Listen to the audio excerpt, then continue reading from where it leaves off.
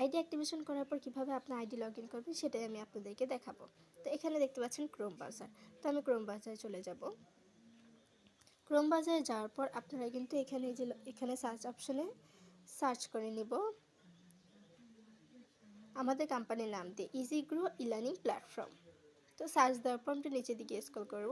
এই যে এখানে দেখতে পাচ্ছেন এই যে এরকম একটা ইন্টারফেস শো করবে, এখানে আপনারা ক্লিক করবেন। ক্লিক করার পর এরকম একটা ইন্টারফেস আসবে, এখানে দেখতে পাচ্ছেন লগ ইন সাইন আপ। তো আমি কিন্তু লগ ইনে ক্লিক করে নিব।